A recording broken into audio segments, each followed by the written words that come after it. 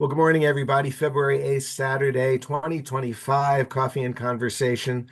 Pleased, thrilled, honored, humbled, all those wonderful words to have our good friend and Congresswoman Angie Craig with us. Our time with Angie is limited today, and so I'm grateful that she was able to carve out some time to spend with us in these, what adjective do you want to use? Chaotic, turbulent, crazy times. Um, I'm sure everyone has lots of questions. The best thing would be to raise your electronic hand, please, so that we can be orderly about it.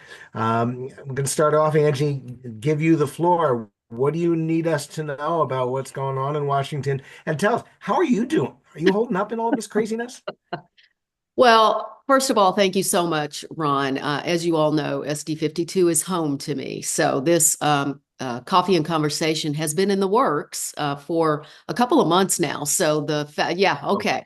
but Well, and 5 years is what I wanted to say. five We've been years. doing this for Okay. five All right. years. Well, this has been in the works for some time now. And so the timing could not be more appropriate. Many of you, I hope, read my newsletter every single week. And you all know the tone that I attempt to strike each week is very bipartisan, but my level of concern is was incredibly high in our newsletter yesterday. So let me just make some opening remarks, and then I'm mostly interested in getting to your questions. I do have my chief of staff, Laura Cottrell, on the Zoom here with us today, and I know we want to get a photo before we finish up and have to run to another meeting. I am here in Minnesota, but I am also headed back to Washington here this weekend again, we're in session next week, and we were in session, as you all know, here this week. So, um, as horrified as what we're seeing is, this is exactly what Donald J. Trump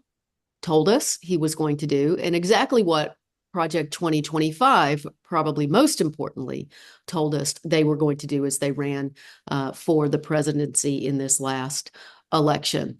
Um, it's been coming at us fast and furious. I know a number of you are watching litigation trackers. I know a number of you have been listening to great podcasts, in particular the Ezra Klein one I would recommend to everybody. But, what I will just focus on here to begin is what they are doing, that we have an opportunity, I believe, on a multi-front effort to fight back on, both in the Congress legislatively, outside the Congress for those who have standing from a litigation perspective, the messaging war that we're going to find ourselves in as Democrats as we push back on many of these things and some other areas. So let me just tell you what I've really zoomed in on this week. One was the illegal freezing of congressionally appropriated funding for a bunch of different groups in our district alone, and you'll recognize that the frame I'm putting much of this in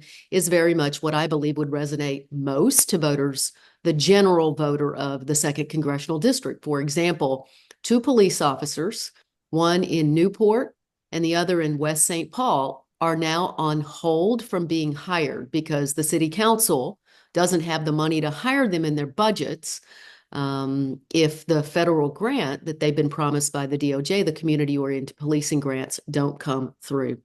The threat of tariffs and the trade war that ultimately will happen with retaliatory tariffs that will come on our family farmers from my lane as ranking member, top Democrat on the Ag Committee is an area that I've been particularly focused on as well. You will see this week, though, that we have probably commented on, written letters on, joined legislation on Elon Musk and his Doge team's illegal activity as it relates to gaining access to the U.S. Treasury system and all of the financial, personal, confidential information within. And those of you who've been up as long as I have this morning now see that a federal judge has stopped that activity, at least in the short run. Again, it will please you, or that litigation, that strategy is going to be a big part of this run as we move forward here. And on top of that, USAID, obviously, the national security and the diplomacy catastrophe that will be underway with the complete decimation of USAID is extraordinary. But don't forget that USAID is also markets to family farmers. We're talking about a $2.1 billion market that family farmers sell into for America to supply the world with food. And we literally have food in a warehouse in Houston right now rotting because the Trump administration has fired all of the USAID workers, and there's no one to coordinate getting that food that the US government has purchased to those countries that and those people who very much need it. So lots of activity going on, and that doesn't even really start to address all of the executive orders, the cruel executive orders coming from this administration as it relates to our immigrant communities, as it relates to the trans community. And I won't even mention, although it's just extraordinary to me, that individuals who literally were arrested, convicted by a jury of their peers, and sentenced and or pled guilty to assaulting police officers in our nation were pardoned by this administration in their first day. So, as we all know, lots and lots of things going on here. I think as we look as Democrats, remember, we are 19 days into this, folks, just 19 days. I know it feels like a hell of a lot longer. We think we have a four-pronged strategy to help push back. Many of those efforts are going to require your help and input to be successful. The first one is really on the front of outside lawsuits. Many of you know that Congress has limited standing in many of these lawsuits, but we are working in particular with Democracy Now! At this point. We will expand that here in the near future. But for now, I believe the last time I checked the tracker, there were 28 lawsuits being tracked. I'm sure it's higher than that because this was a couple of days ago. And you are seeing the activity underway and many of these actions being stopped in their tracks, even though the administration in many cases is ignoring some of these efforts.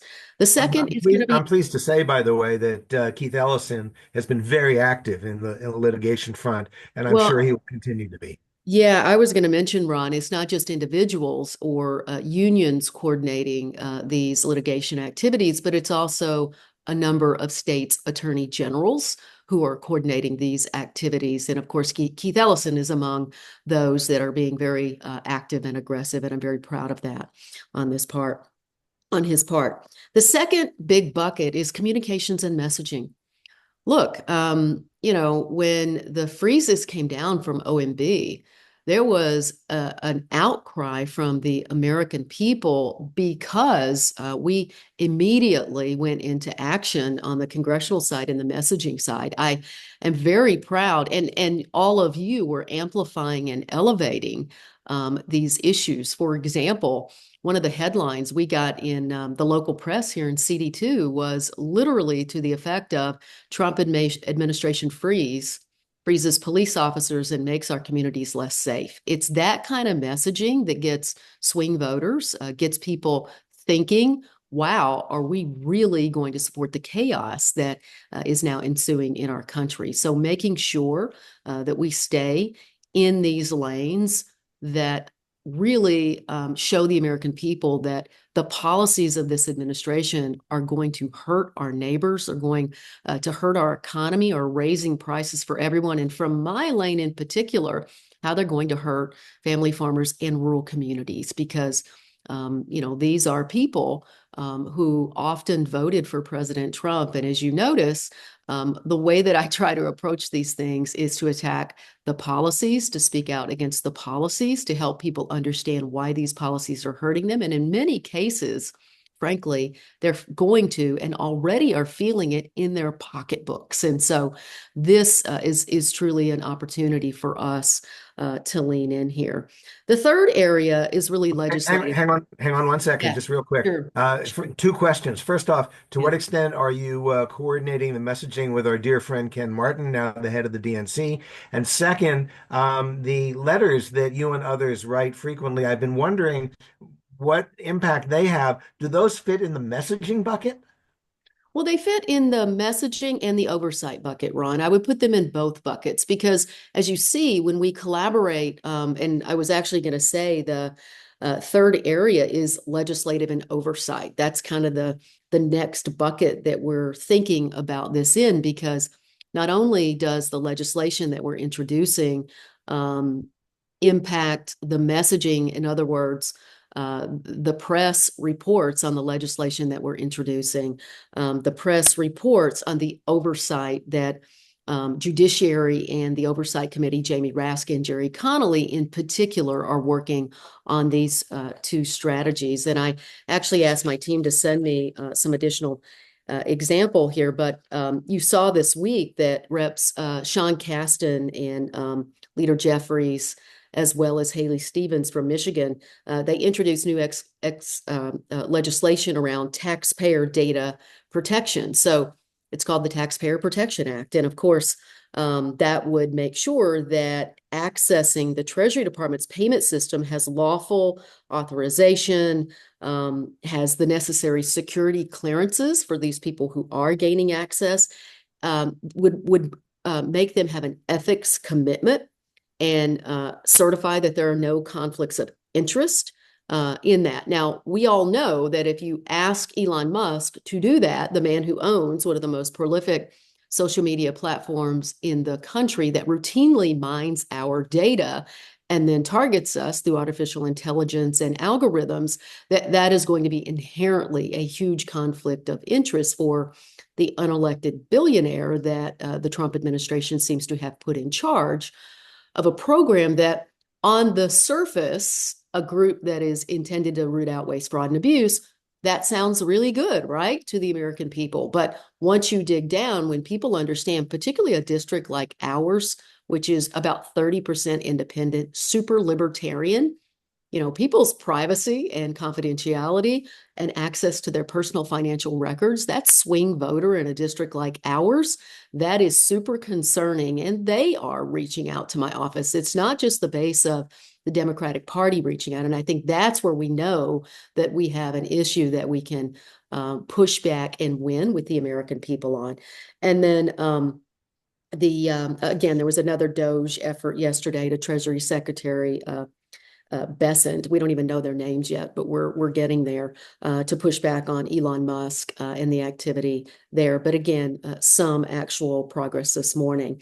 And then I'll come back and answer Hang one on. more thing. Let me just one more area, and then we can just go All into right. questions. But there are really four areas: the outside lawsuits I mentioned, the communications and messaging, which I mentioned, the legislative legislation and oversight that I mentioned. And then the fourth one, just remember, there is must-pass legislation coming up. And Republicans can't even agree among themselves on a top-line budget number. Funding under the continuing resolution at the end of the year runs out on March 14th. There is a must-pass deadline, and we are about to reach the debt ceiling. So there are two things that Republicans have: the White House, the House, and the Senate. If they think they can pass a budget without us, good luck. If they think they can raise the debt ceiling without us, good luck. Because these are also opportunities, Ron, where I think some of our legislative priorities, some of the concerns all of you have around what's happening with the OMB freezes of congressionally appropriated funds, issues with access to the U.S. Treasury system, these are points that we can negotiate with in these must-pass packages if they want to negotiate. And if they don't want to negotiate, good luck getting the Freedom Caucus to not shut down the government, because actually that's what they always want to do, is shut down the government. So, Ron, I know a lot going on. I'm going to stop talking, and then we'll go directly and dive into yours or anyone else's questions. Sure. The one I was going to raise, number three, you answered in part with number four, but that is, you're in the minority. Yeah. What real power do you have to pass legislation and to effectuate oversight? To my knowledge, you don't have a subpoena power. You don't have the ability to call hearings for oversight. It sounds like the only real lever you have in the House right now is the debt ceiling and the government shutdown in March. Am I reading that right? I think that those are the levers where they're going to need our help. And in order to even consider helping them, there will have to be concessions on many of these other fronts. And keep in mind, look, these are Leader Jeffries' decisions. What you see is a united Democratic caucus around the harm that this is causing the American people already, and the corruption and the harm that we believe it is going to cause as well. And so we're going to be working really hard to leverage through those negotiations. But, I want to just, we've gotten a lot of calls into our office, Democratic offices this week. I just want to remind us all, and we always welcome you calling our office. The phone was ringing so much this week. I gave my team a heart attack and just started answering it myself because I did want to hear what people were saying. Specifically, what were they asking Democrats to do? Remember, I mean, and this is emerging. I feel and hear your frustration. Much of it, Ron, is felt by members of Congress because you're right. They've got the White House, right? Donald Trump and his allies are flooding the zone. Donald Trump and his allies are ignoring historical norms. They are literally out to destroy the federal government. That's the intention here. The Department of Education is next. If we were doing this a week from now, I suspect it would be about the destruction of the Department of Education. The leverage we have in these negotiations will be huge, whether they know it or not, because they don't have the votes. But the most important thing here to remember is that Republicans only have a 3-seat majority in the House. 3 right now, because Donald Trump pulled from the House for some of his cabinet secretaries.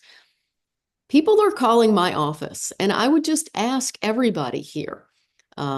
When Jason Lewis was in office in 2017, after that 2016 election, and Donald Trump was our president, there was a conduit for the rage that all of you are feeling right now, the concern that you're feeling, and that was to call Jason Lewis's office, to protest Jason Lewis's office. Every time I think about that time period, I think about my friend Karen Gallagher coming off the sidelines to fight. There is an opportunity here, again, to come off the sidelines and fight. And I think as we as you all consider how best to do that, remember that Tom Emmer is the number 3 Republican in the country. We just need 3 patriots in our country to stop almost any piece of legislation that they put forward, that Donald Trump puts forward.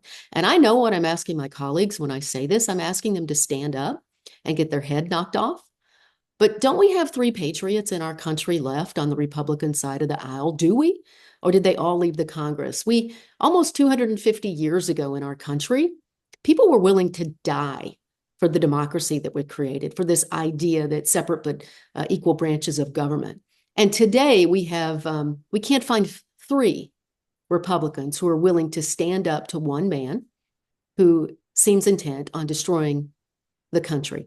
And so, that's it. I mean, I think the power that you all have, and I'd like you to consider, I'm not an organizer, I'm a member of Congress, but how do we absolutely have the public start targeting Republican members of Congress to do the right thing in our country? Because as Democrats, you're exactly right, Ron. We have very little institutional power at the moment, except to continue to win the American people over, to fight against the chaos that this administration is causing.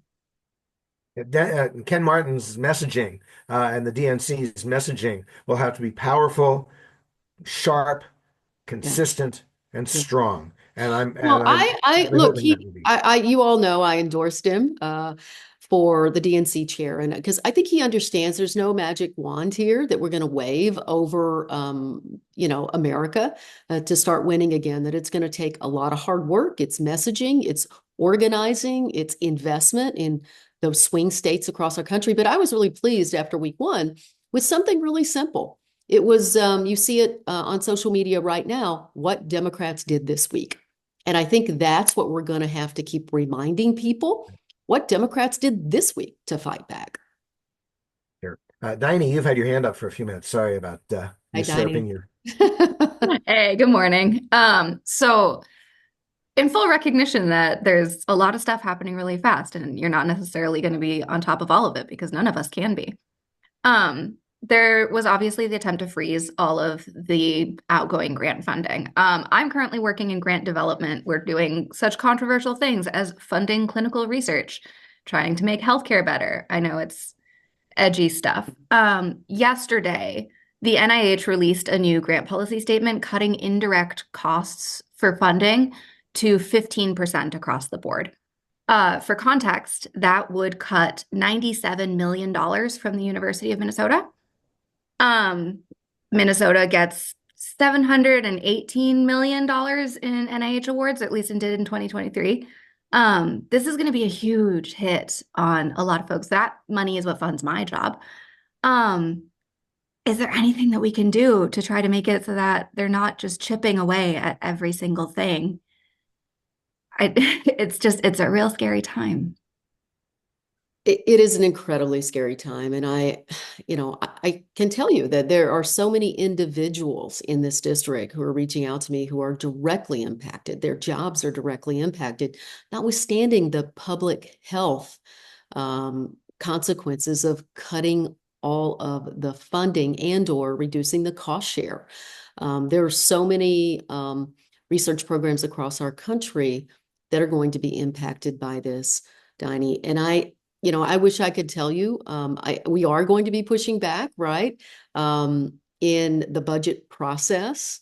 If they want a budget, then we're going to be asking for specific concessions. But the truth is, they're not even talking to us yet.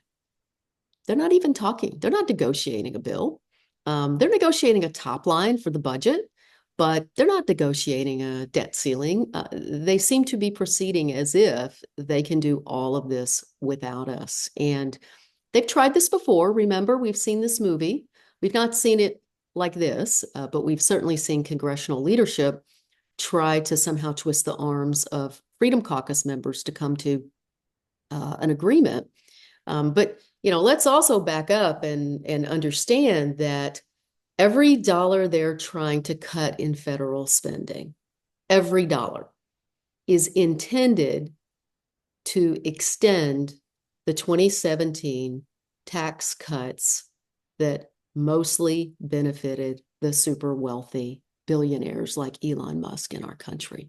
And I think as all of these individual things continue to happen from a messaging and framing perspective, it's really critical that we keep reminding the American people why they want to cut these dollars. And keep in mind that in order to extend the Trump tax cuts, it's likely going to cost between $4-5 trillion. And their goal is only to cut $2 trillion. I say only.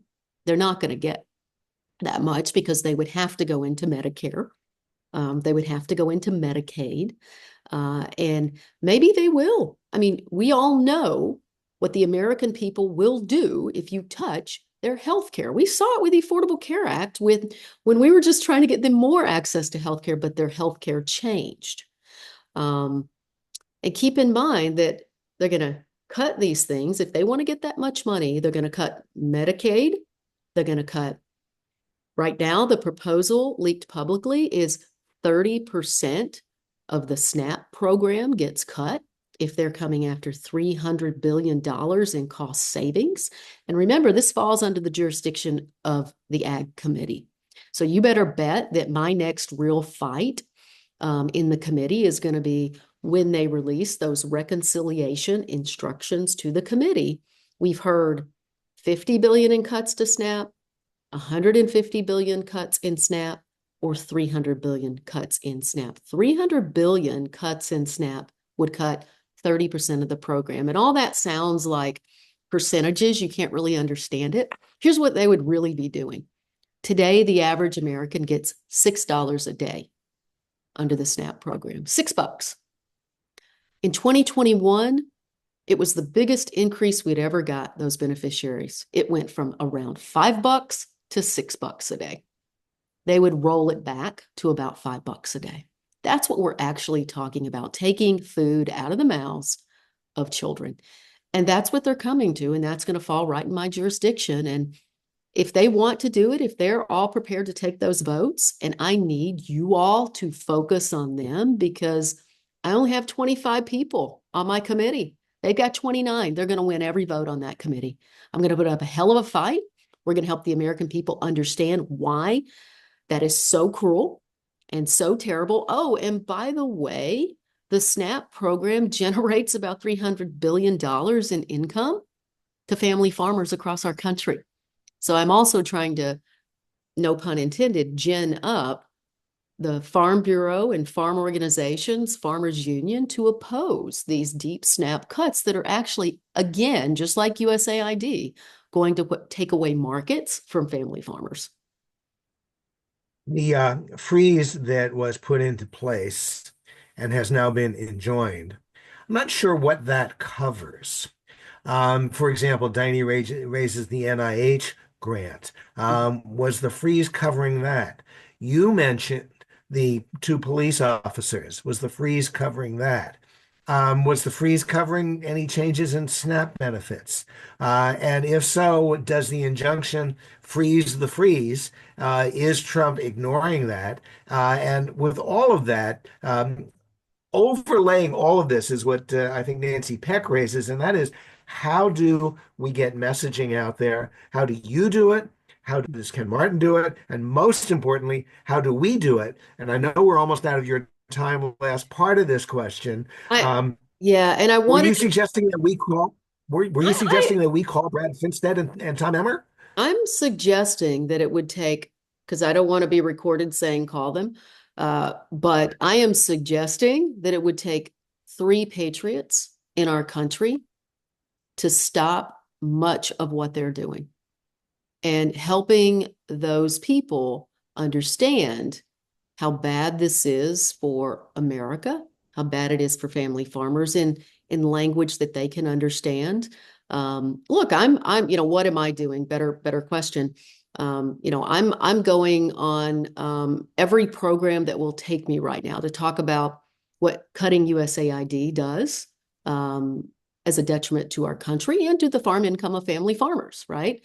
I'm going, any day I'm probably quoted in 30 ag related press talking about the impact of all this chaos on farmers in our country. I think we need to get to their podcasts. We need to get on Fox News. We need to make sure that everyone understands that if we end up in a trade war, remember there's something called the Market Facilitation Program last time Trump was there that spent $27 billion essentially subsidizing farmers for the trade war that Trump had created. That fund is down to $4 billion right now in the CCC. So they have no money to subsidize family farmers for the economic pain that they are going to cause this time, unless we agree to put more money in it, unless they got the votes on their side of the aisle. So I'm suggesting, Ron, that the people who could most immediately stop some of what they're doing are standing silent right now, while those of us with very little actual power, as you know, it takes a majority to have any actual power. And I'll just pivot because I know we do have to go to two things. One, we're gonna do a pop-up town hall this week because I think, I feel the urgency. Unfortunately, I'm in DC, so we'll have to do it virtually. I apologize, but we'll do a whole nother hour of discussion. So get your questions ready. And then secondly, I would encourage the progressive community to think about, how you communicate with my Republican colleagues very clearly the harm that they are doing to our communities, and that we need some of them to stand up. And look, they may not. They're scared of a primary being called by Donald Trump, and they're scared of Elon Musk funding it.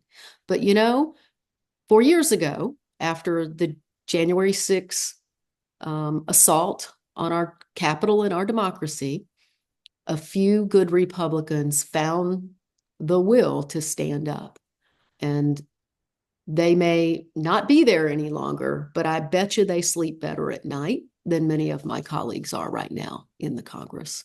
So, and lastly, I will just end with this 3-seat majority. It'll get to 5 at some point during this session of Congress. Democrats in the House have got to have the gavels back in 2026 because that is the only way we actually stop them. We get to call hearings, oversight hearings, if we're in the majority. We have the power of the subpoena if we're in the majority. We have the opportunity to stop the worst of the legislation that the Trump administration would put forward if we're in the majority. So I know it's all coming at each of us very, very fast. I've tried to communicate this morning the areas where I believe I can have the most impact to lean in on these issues. And I just, from the bottom of my heart, thank you for bringing me back. I know that's, you asked me, how am I doing? I have 3 beautiful grandsons now, and they are the most special little boys in the whole world.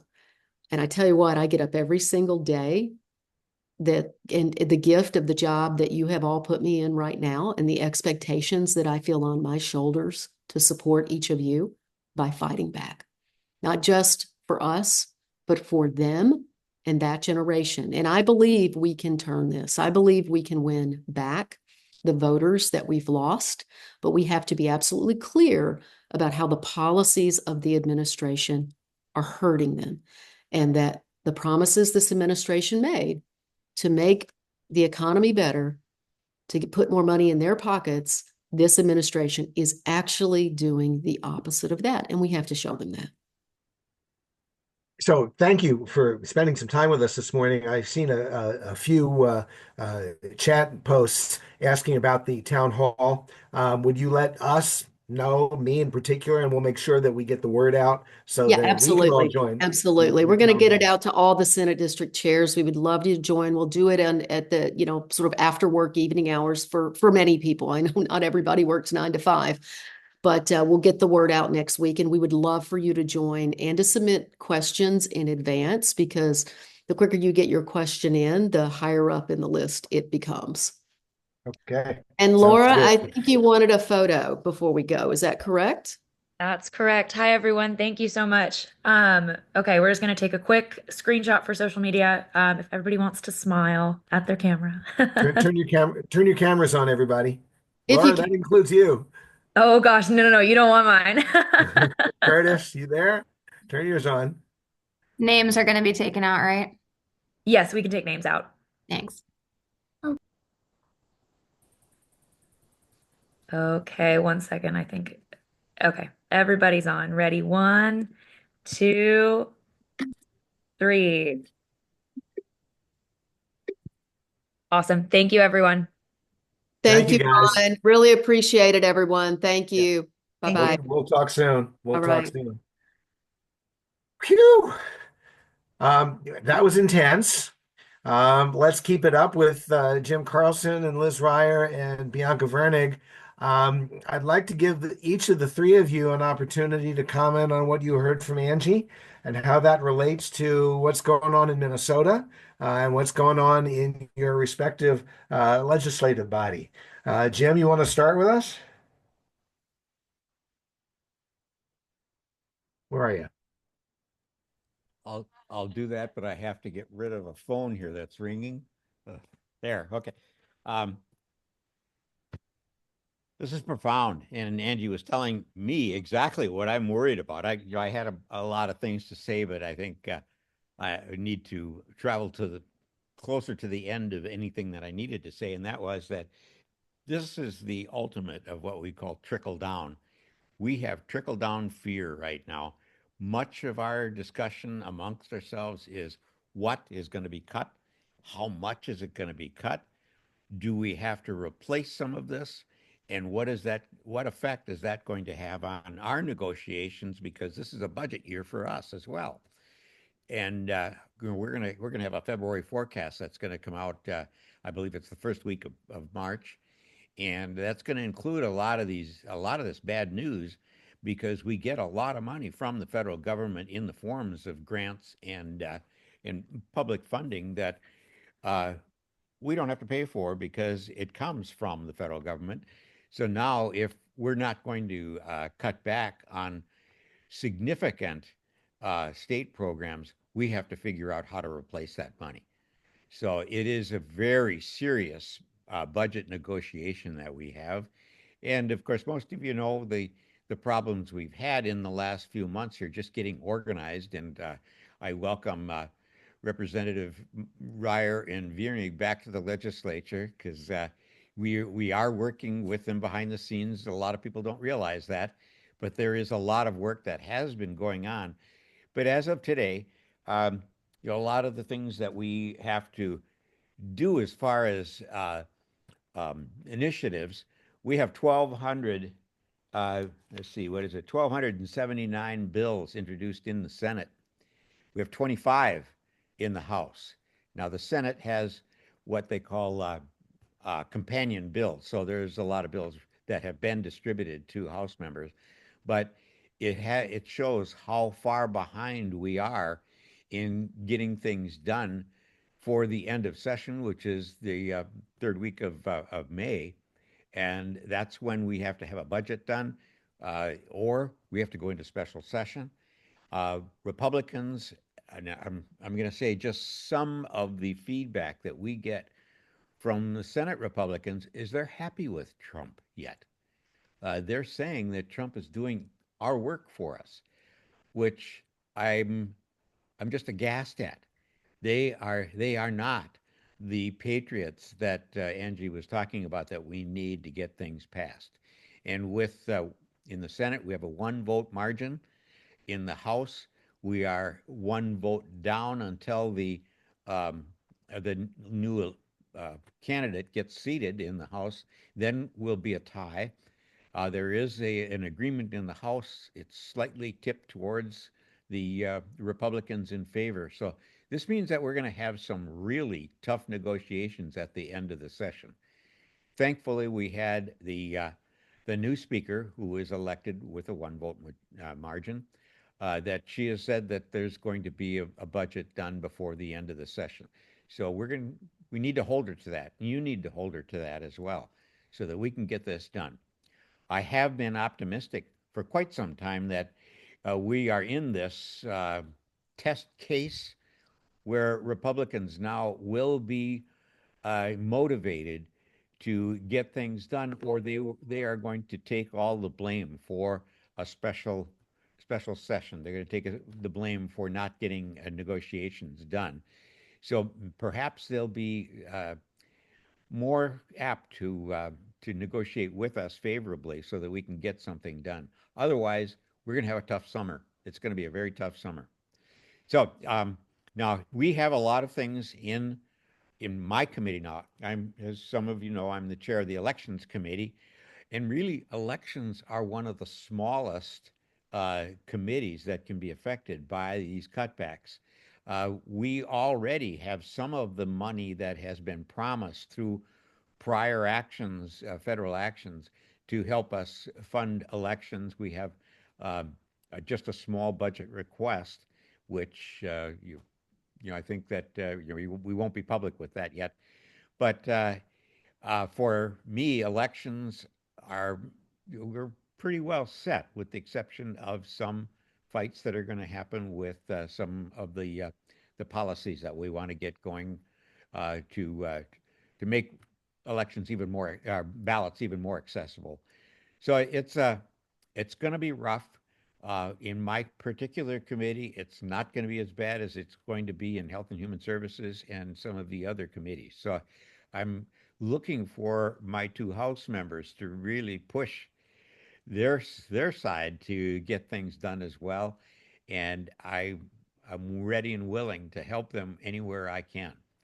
So Well, Jim, go you ahead. have a 1 seat margin in the Senate for the DFL. How unified would you say the DFL is in the Senate?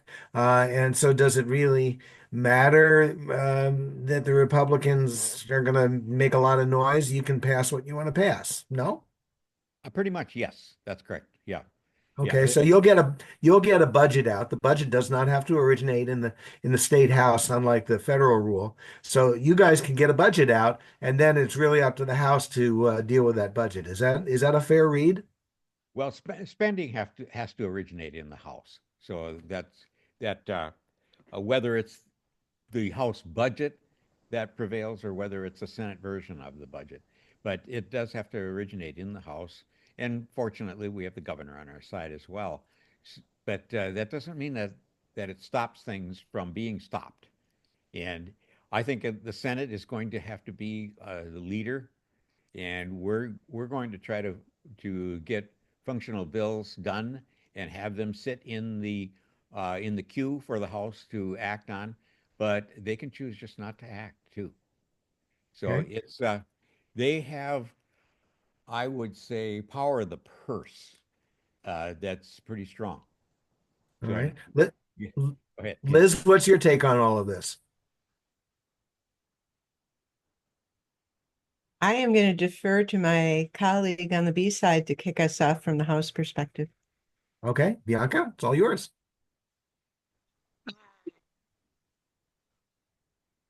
Like say this like since we're recording, you're not going to get the as unfiltered Bianca as we've had in the past, just so we're clear.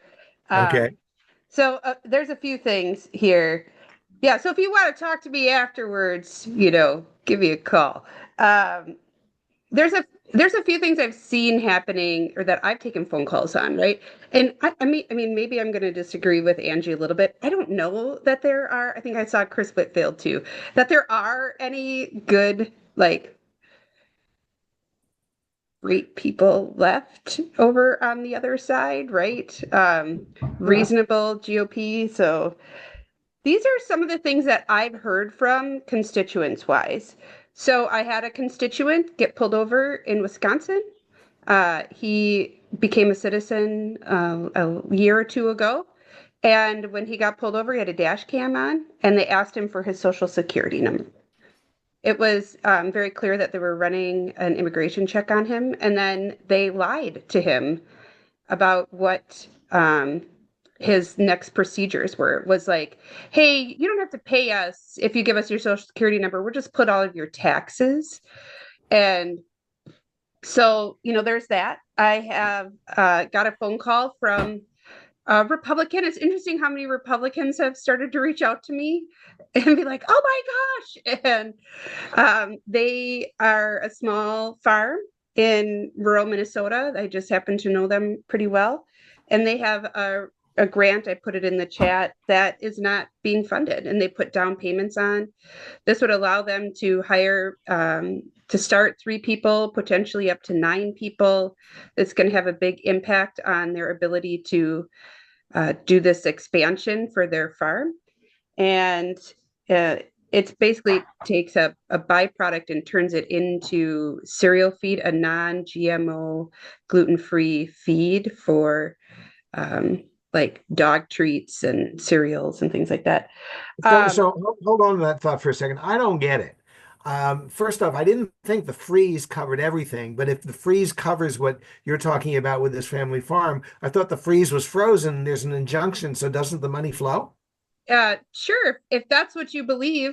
If you believe the news, I mean, they can't get their money. That's flat out. They cannot access the funds.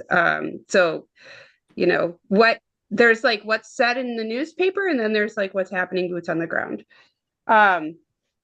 Clinics are closing or being struggling to get reimbursement. And then I have a facilities guy who was like, hey, not in this district, in a different district, but again, I work with facilities folks. I have this guy, my best custodian came to me on the Ukraine to US program. And he was all slated to get his visa renewed. He's been trying to get his family over here. He went and took all this training and he's been certified. They're not renewing his visa, and he has to leave April 1st. And he's like, where am I going to find a custodian? I need people. And I was like, well, maybe you shouldn't have voted for these policies. So there's that. That's what I'm hearing from people that I know just in my little world, right? So I think some of the things that we need to do are ensure that 40B stays DFL, right? So that we stay 67. So if you have time, you should offer to call. Be a door knocker. I know some of us door knocked, it's maybe not as much fun when there's snow on the ground, but dress warm or call, donate, right? We need to refill our coffers here. I mean, there's a recall notice for me. And There will be legal fees associated with that. So if you can help, that would be awesome. Also, Jim Carlson, you're still on here, so I'm just going to do my plug because you're here. Please do not hear the school board elections and even year bills. And if you want to talk about that, let's chat offline. But that's a really bad bill. Also, some notes of positivity, right? So like, it seems like everything's bad. I want to give some positive feedback. I think we are all familiar with Michael Broadcorp, and he was asked to sign the recall notice for me on his show live, and he turned him down. So there is a little hope. He said, no, I'm not going to sign a recall notice. I think she's doing fine. I think this is the wrong way to go about it. So I appreciated that. Human Services, Finance, I sit on that committee, and Ed Finance. The two chairs seem to be working well with our DFL chairs, which I think is good. I think of the 25 first bills that were introduced, I think maybe only one has some impact on human services, but Schumacher seems very reasonable and doesn't seem like he wants to gut the program. My elections committee is like off the hook. That is going to be wild. I mean, I think, it's so I feel good about at finance. I feel good about human services. Elections might be a circus. So Can you be a little more specific about what you mean with that? yeah, every election denier is on the elections committee. So I mean, it's going to be, and I have two personal mottos. Like, this is what I went into this session thinking: maintain what we did, right? Maintain, protect who we can and what we can, right? So maintain and protect. Like, are we maintaining and protecting what we did? I think that's what we have to do. So I may end up asking a bazillion questions about elections just to slow things down and be like, could you explain that to me again? I'm new here. Could you help me better understand? Because if we take up space and time, it's harder to vote, right? It's harder to get some of those things through. So I have about 6 weeks to try to do that. But it is every election denier is on the elections committee. So, I mean, are there bills that they're going to try and get passed through your committee and then through the House? And if so, aren't they going to stop at the Senate? Because right next door on my screen is the guy who runs the Senate Committee on Elections. Yeah. I mean, yeah, but it doesn't take much.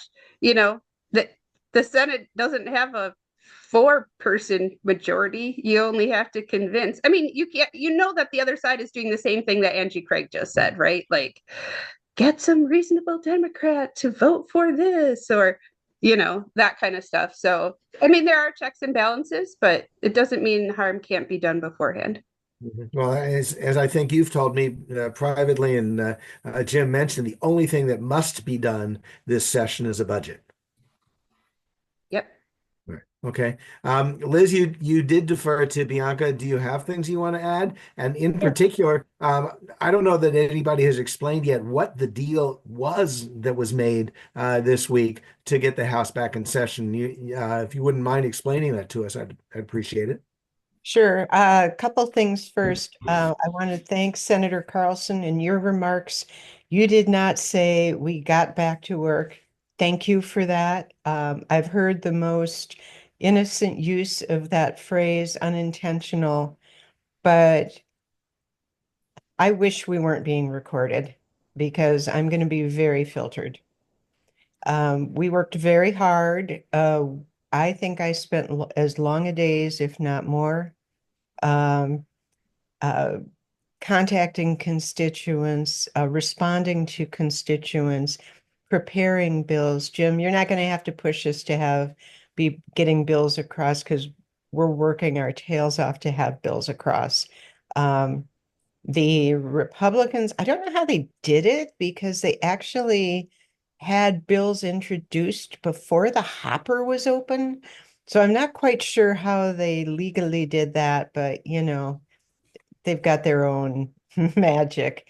They're planning to come in with the same 300 some I looked at what all of those were when they introduced them during their fake session, and they're toxic. I mean, they're every hate-filled bill, every rollback time thing that you can imagine and more, and they'll have more to come, and they're extremely proud of them. Um, so I'm on the health committee, vice chair, fifth year on the health committee. Uh, on Wednesday, we're going to be hearing the Born Alive bill, bringing that back. We are going to be hearing a bill that strips the funding from a bill I carried that gave tens of millions of dollars to reproductive health organizations and give it to the fake pregnancy counseling centers. So that's what they're bringing in when, you know, all the talk about they want to work with the other side, they want to punish us, and it's going to be weeks of hell. So I would say, please don't think about it. If you have time to support the race up in Roseville, make time, find time. If you can find 1 hour to make phone calls, if you can find $20 to send, if you can send, way more, do it. If you have more time, do it. But please, please, please, please help because it's going to be a disaster if we don't keep that seat. The other thing that I'll remind you is that they're going to be able to torture us in committee and we won't be able to stop them for a few weeks. They'll pass terrible things out. We're planning our strategies to make their lives miserable. I'm rewatching hearings on Born Alive and the fake pregnancy centers so that I remember what their logic is. And I've got all my punches ready to poke holes in it and ask all my picky little academic questions because that's one of my skill sets. Get my eyes all beady at them. So I mean, we're preparing for it. We're going to protect everything we can. The budget is going to be tough. Will be interesting to see what we find out in March with the new forecast. I also want to caution. I don't know if any of you heard the NPR coverage of the latest on bird flu and the migration. And the quote that just sticks with me is like, it's dead birds flying. And it is moving, to more cows. It is moving to more people, not large numbers now, It's but moving to chickens so January that eggs. 2020. So I'm scared of Yeah. that. And we are gutting our public health system. The other thing is I think people are acting a lot out of uncertainty. I've heard of care systems in Minnesota who are denying gender affirming care or trying to talk about it. And the attorney general and the governor and legislators are all being really clear. It's like, no, it's the law. We provide it. So the uncertainty is causing people to act ahead of the legal requirement. And I think maybe, Ron, that's what you're seeing with Bianca's example is that you're like, well, yeah, but aren't they supposed to be giving it? It's like, well, supposed to, and acting out of an abundance of caution may be two very different things because I believe the person on the ground when their lived experience. So, but you asked about what actually happened. Yeah, no, for sure. Go ahead. And just keep in mind, that was my filtered version. So Yeah, go. I'm quite well aware of that. Go ahead. Um, so back in going all the way back, everything was all collegial and together getting things done until we found out that Curtis Johnson royally screwed up. I'm going to leave it at that. Lost his seat. Governor declared a re-election schedule, and then the negotiations between the GOP and DFL caucuses broke down. Interesting tidbit, I learned that no one really in the GOP side knew what Lisa Tamath was negotiating until way at the end, because she wasn't sharing it with her people, I'm told. So um, when we came in on the 14th, the day before we had made an offer that in substance is the same as the offer they ended up accepting. So keep that in mind, that we had said Dameth can be speaker. In fact, I think it was published, Bianca, in the Star Tribune or somewhere that it was leaked that by the Republicans that it was going to be full 2 years. That was on the table. And that's our selfless leader, Melissa Hortman, putting the needs of the caucus, of the communities of Minnesota ahead of her own position. And I can't respect her enough. That was on the table. Co-chairs of both committees, but not until we had the tie back. They always were offered the majority of votes in the committees until we were back at an even tie. They were always offered the fraud and government abuse, whatever committee. They were always offered the speakership. We actually got more constraints on the speakership than they would have had before. You know, things like not being able to completely control the calendar of the day, define and staff the committees, have control over our staffing, all of those things. We got those. The speaker is not what it was in full speaker mode. And we insisted on Brad Tabke's right to be elected, because what we were holding on for was that the votes of Minnesotans will be respected. We will stand up for free and fair and honest elections. And they were trying to do on their Brad Tabke scale what they're trying to do in North Carolina and throw out as it's 60,000 votes, which got blocked.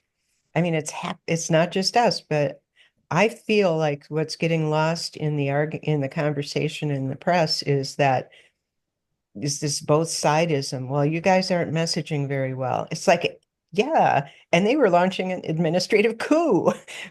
Bad coup, bad messaging. Which is worse? I asked. So I really want to see people continue to keep that in mind, that fundamentally the GOP colleagues across the aisle, and I was over there shaking hands, and I want to work with them and get bills across. And there are people I can work with, and I'm going to protect our budget, but they're going to be attacking us on, nickel and diming and paring away the important things. And it's going to be really tough. So I kind of ranted there. Ron, what follow-up questions do you have? The one piece about the deal, as I understand it, is that in order for a bill to pass in the House, it takes 68 votes. And Exactly. you have So agreed what that you were that's the saying case. before is that they can get through the committee and they can get to the House floor and they can yap, yap, yap, yap, yap, but they won't get the bills to pass. The DFL caucus is so solid. I mean, you saw that. So, That's what I thought. That's what I wanted to double check. So if there is a bad bill that comes out of committee, it will never get out of the House because of the 68 vote requirement. yep. And sadly, it's not if, it's when, when a Uh, bad bill comes out of committee. Yeah, indeed, indeed. You've talked about something that we can do, and that's help in the Roseville race. But in terms of any of the legislative issues, or in terms of planning for 2 years from now, when you guys are up for re-election again, what would you like to see the community of us be doing? There's a couple of things. One is flood us with emails, especially in the next 5 weeks. It's like, I'm counting on you to stand up against this Born Alive bill. I'm counting on you to stand up against this bad election bill. I'm counting on you standing up to protect our schools. Just like send as many one-sentence emails as you can. To One you? issue per email, just flood it. Flood my To, email, flood Bianca's emails. If you happen, I don't see anyone who lives in a different district, maybe there is, flood your legislator. Don't Well, flood the world. But why does my sending an email to you to suggest you vote against a certain bill help? well, you shouldn't send it to me, but I get what you mean because I'm not your legislator. Sending something to your legislator to oppose, those get logged in a database. The speaker pays attention to them. We can say we are getting flooded with constituents saying that this is an outrage. Got it. And if you're not saying that, we have to make that up, and we're not going to do that. Yeah, It got it. really, really matters. And it Okay. doesn't have to be fancy and, per issue and keep them coming. They're going to be flooding us. And honestly, I mean, a lot of people sent me notes that were like, stay strong, keep going, you're doing the right thing. Oh my gosh. You just can't imagine. They go in my special email folder that I keep Okay. because this was really hard on all of us. It was really hard. And And, you know, thank you for being strong. Let me say that while we're recording. And if there is, in fact, an issue that you would like to get us to give you emails on, I mean, we can monitor stuff, but not everybody does that. So if there's an issue that you want to have us flood your email box on, let us know, and we'll be happy to do that. I do see Jim has his hand up. I think he probably has a comment. I just wanted to say also, I just want to finish my thought, if I may, Sure, is please. that beyond helping up in David Gottfried's election, um, we're already building for 2026. We started thinking about 2026. Um, I know that we don't know what's going to be coming economically.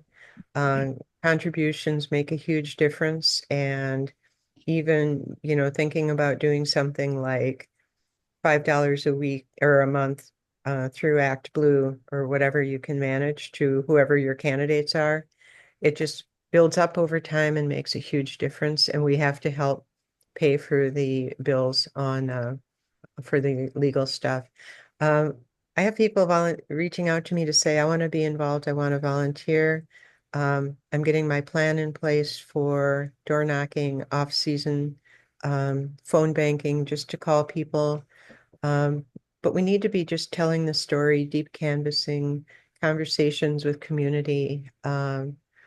And so just keep being active, bring new people in to the more activist group, help us reach out to communities who have been underrepresented. And just, like the more we can do when it's not in the election moment, the better off we'll be. And I thank you all so much. Jim, you had a comment. Yeah, I wanted to make just one tiny let's say support of what Liz was saying with I'm sorry, what Representative Reyer was saying uh, about emails, and that is that we are getting lots of emails from the other side. And what they are doing is they've got contractors that are set up to send us emails under people's names, but it's coming from the contractors, and they're just a form email that gets sent to us. So if we're just doing counting right now, the count is really on the other side. It's favoring the other side. So we need to make sure that we level that out. If we're sending an email to the Speaker, the President of the Senate, or to me, or to Representatives Bianca Virnig or Liz Reyer, that we need to be sure that we do it. Don't just sit by and expect that it's not going to make a difference, because it will make a difference. We have special email filtering systems that put them into different categories.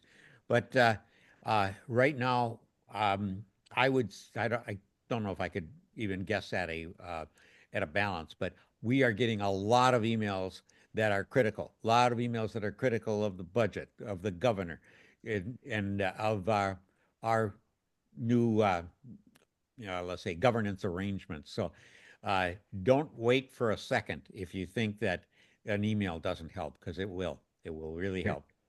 Good to know. Diney, you had a comment or question. Just keep piping up. I did want to say specifically to Liz and Bianca, I've been calling my federal reps more than I probably ever have, and I have told them to look to what you guys have been doing as inspiration for some ways that you can force people to come to the table.